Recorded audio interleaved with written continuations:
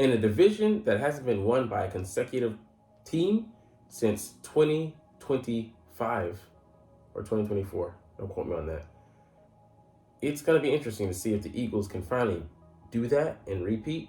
They have a strong case this year, but the NFC East is still officially wide open.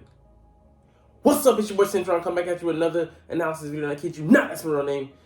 These comments, this article stems from, some comments that DeMarcus Lawrence, D-Law, Tank, said the other day, saying that he believes that the gap between the Eagles and the Cowboys isn't significant.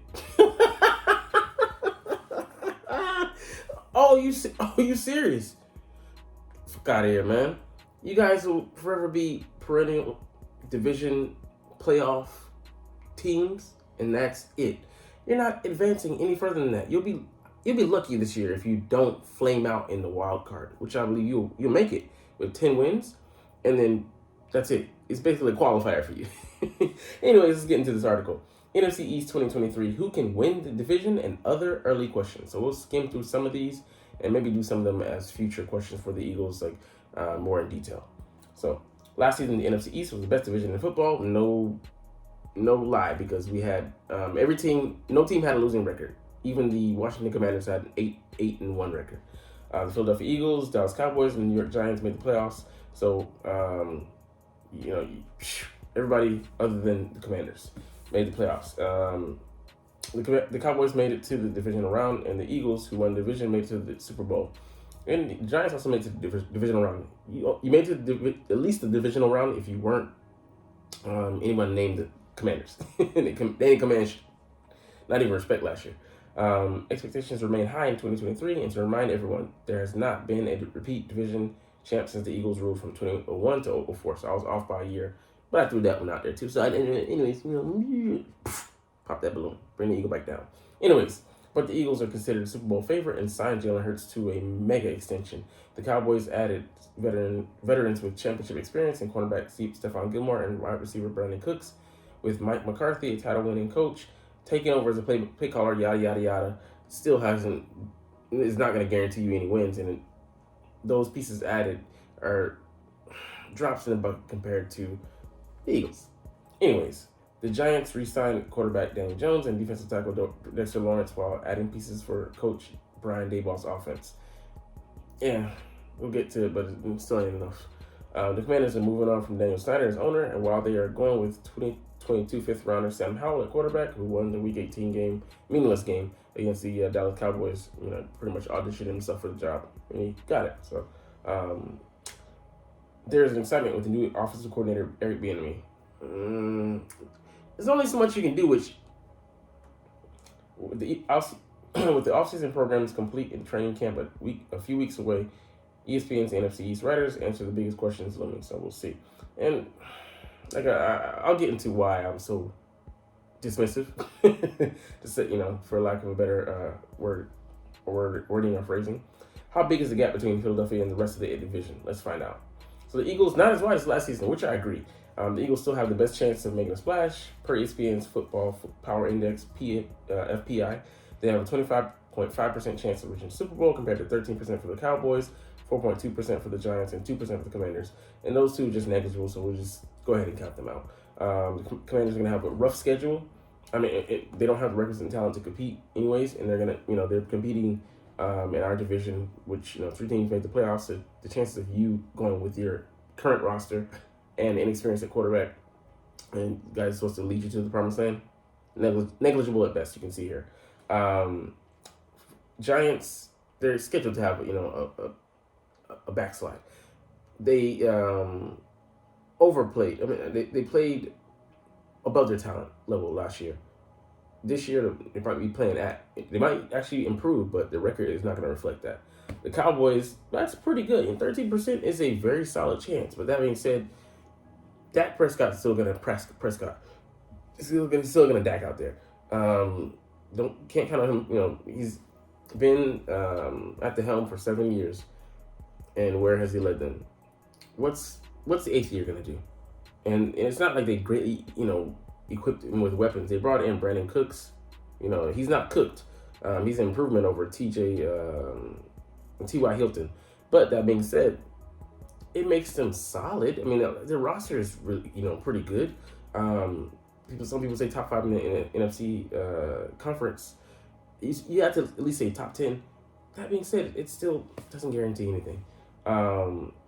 Anyways, we're talking about the Eagles here.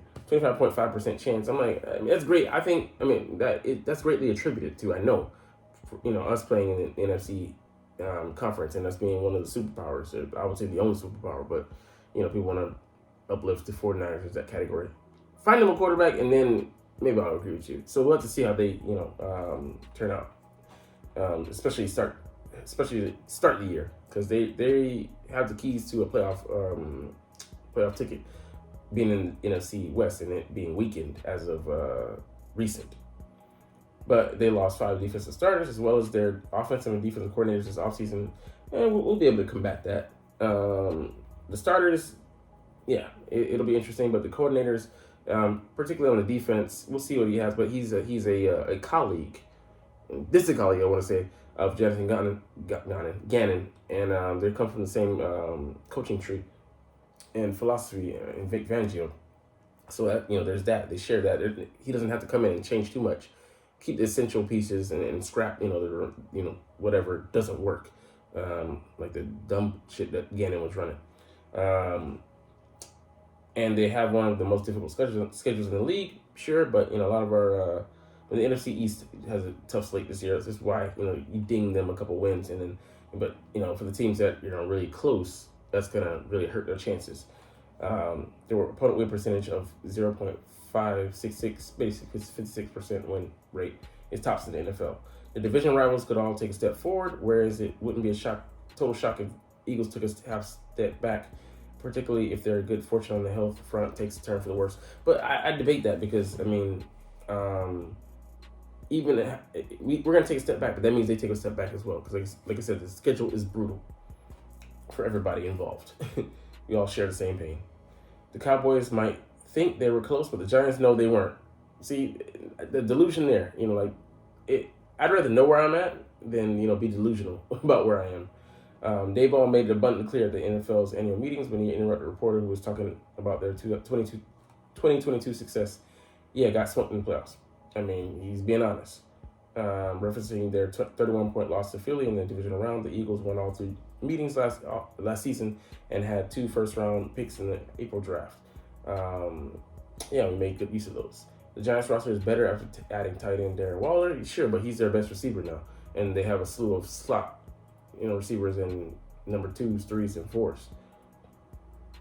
4s. Some wide receiver depth, which they added, but not starting caliber guys, and a competent inside linebacker in Bobby Akirike. But the gap separating them from the Eagles was so massive last season that it's still significant. Exactly. Commanders, there's definitely a gap between the Eagles and Commanders, the quarterback and the offensive line. Jalen Hurts' ascension behind this line allowed the Eagles offense to become one of the NFL's best, but defensively, Washington is right there, which I agree, because they gave us fits in that game that we lost to them when we were 8-0. The Commanders ranked ahead of the Eagles in points per game allowed and 1 spot behind them in yards per game. They lost some pieces, though, this offseason. The Commanders have good offensive skill talent. They need Sam Howell to provide consistent quarterback play and for the line to be better. So this is where they fall apart, because he's essentially a rookie, the first-year starter, being asked to lead them. And they have some talent on offense. They have solid running back platoon. They have Scary Terry out there on the outside, and Dotson. Maybe he can bring something. We'll see. Decent at tight end, but the line is struggling. You can't protect a guy, and then you can't protect a guy that's skittish to begin with. That is a recipe for disaster. Anyways, Washington's total QBR last season was 39.1, good for 26th in the NFL. Yeah, horrible. Philadelphia ranked 3rd at 63.4. The top 11 teams in QBR finished with a winning record. 10 made the postseason, which just shows you that you can only go as far as your quarterback takes you in this league, quarterback-driven league. And if you ain't got one of those guys and you haven't identified them at the position, and you're unsure, man, you're gonna have a rough go of it. That's a gap that must be closed for Washington's challenge for the NFC East title. All right, the Cowboys. The gap might not have been widened much this offseason, despite the Eagles' addition of more Georgia defenders and Jalen Carter and Noah Smith in the first round. Cowboys lost to the Eagles in Philly last season with Cooper Rush at quarterback and beat them at AT&T Stadium upon Dak Prescott's return, which is, just we didn't get to see the Dak versus Hurts showdown, which hopefully we'll get to see this year. And I think it'll still be telling. Like, I mean, Dak he missed time. It's 5 games and still led the league in interceptions with 15. It's ridiculous. The Cowboys made smart additions with Gilmore and Cooks. They'll make 2 of their better players, Trayvon Diggs and CeeDee Lamb, even better. I agree with that, but that just makes it like, maybe a ceasefire with what we have at corner and what they have at receiver, what we have at corner and what they have at receiver. So, but I would say our DBs match up very well with Cooks and CeeDee Lamb, and definitely I think this new scheme, if he's able to play to the strengths of our quarterback and by way of that our secondary, it's gonna look nothing like when Jonathan Gannon just put the controller down and let the computer had the game completely computer assisted play.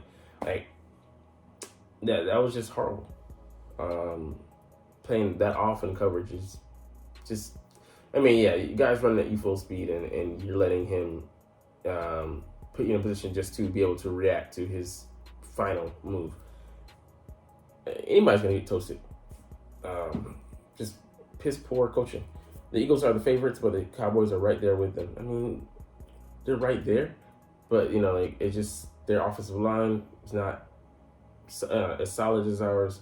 Their defense, it played pretty good last year. It was the strength of their team, but the offense, just even they upgraded. They're looking. I mean, they have a rookie tight end that they're going to be counting on instead of resigning Dalton Schultz. Yeah, and Dak, how is he gonna play this year? He might be getting back to fundamentals. Mike McCarthy might be calling the plays, but at the end of the day, he's taking chances, and I just don't trust him in crunch time in the clutch. All right, who will win the NFC East? So the Eagles win the NFC East. Basically, if we stick to the track record, stick with what works, stick to our strengths. It's not even a competition. I mean, we have so much strength at so many different positions, and not just looking at guys, but we have our roster is littered with all pros and Pro Bowl alternates and Pro Bowlers. So requisite talent is there. So I mean, we're just too stacked, and it's not by way of reputation. It's by way of these guys are these guys are also hungry. We got vets, AJ Brown, Devonta Smith, Lane Johnson, saying that they want to improve. And you're like, improve? You're already there, but they're not happy being getting to the precipice and losing that game. They want to go out there and win it all. Love it. All right, the Giants win the NFC East. They have to, Danny Jones have to play out of his mind. Saquon have to have another banner year, and I don't know how he'll hold up this year. They have to improve on the offensive line with those, at the center spot and at right tackle. What's Neal going to get them this year? And their weapons could have to also play above the talent level. Just don't see all that happening, and as well as improve on the run, the defense. They brought in some pieces, particularly that Maryland corner, Deontay Banks, that can right the ship eventually, but just not this year.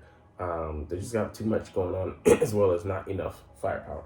The Commanders, it'd be a cold day in hell before they win the division. This guy, Sam would have to play like Tom Brady did in his second year. And that still ain't even enough because Tom Brady could lean on a defense.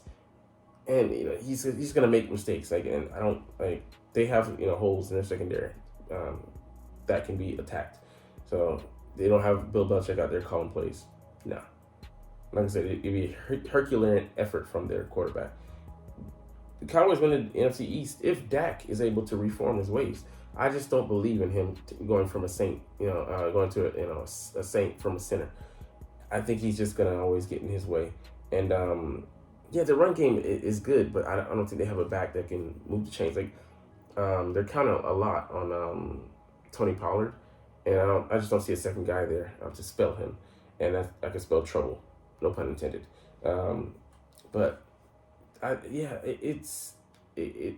has to carry the team, and with him they can only go so far. All right, say the QB in 2 words. Eagles. He's him. Jalen Hurts is that dude. I mean, not only he just got the talent and discipline, the drive this guy's had. He's borderline insane the way he like pushes. He pushes in coaches. I mean, that should tell you everything you need to know. Giants. Not enough. Like Daniel Jones, he could, like, if he had a revelation, like in the book of the good book, maybe, man. But he's a step away from being like at the door of finding the elite, that elite gear. He's, like I said, he's a top 15 quarterback, top 15 to 20. I think he's top 15 just at best. He's like number 15, but he will never be able to graduate into the top 10 or even get to number 11. That's where I see him. And Commanders, good luck. He's gonna be alive, man. I mean, you might see a quarterback change by midseason or even earlier. So, I mean, just tough going. I feel bad for the kid because, I mean, he may not be a bad quarterback, but he's gonna learn by baptism, and it may not be all lessons that he can save. Might be some that you want to just flush down the toilet. All right, what's the biggest worry? The Eagles, that our defense comes up short. The offense, that we believe that they're going to be a juggernaut. They're a well-oiled machine, and they're just going to get back to business as usual. Defense, we've swapped out some people, brought in a new coordinator. What if things don't sink? Things sink if they don't sink. Bars. Giants, that they get exposed. That last year was just a fluke. Like I said, they didn't overhaul on talent, especially on offense. So the defense, I think, could be better than the offense. But I just think that they're a day late and a dollar short on the talent, front. So that's going to come back to bite them in the arse. The Commanders, just you're entrusting this ship to a rookie. I mean, that's a lot. Like, I would feel better if they were, going up with the backup quarterback. Forget his name. Used to play for New England as well as the Cleveland Browns. Yeah, I think he's a solid quarterback, man. If they gave him some rope, some leeway, and let him work with those weapons, I think they'd have a better chance. But they want to develop Sam Howell for some reason. It's your offense, it's your team, your squad. Do what you want. You're selling the team, and then you're undergoing this change to to basically a rookie. Do what you want. I mean, you implode, I stand to benefit. That's it. And the Cowboys, worried that Mike McCarthy is not able to get done as play caller, and it's more of the same, just in disguise. And that it wastes another year of Jerry's life. I mean, like, I don't speak for it lightly, but the man is 80, man. He ain't got too many more days in him. He's way past that, where that point where he passed where his life is in front of him. He's kind of competing, playing a game of chicken with Father Time right now. And that, Dak shows us why he can't be in the elite conversation. So, before we get out of here, we're gonna look at something. Jalen Hurts nominated for SB. I mean, just makes sense. Give the guys kudos. Had one of the best seasons last year. Was a runner-up in MVP voting, and brought the Eagles to the precipice of a second championship. And he played lights out in that game. Any doubts about him? They were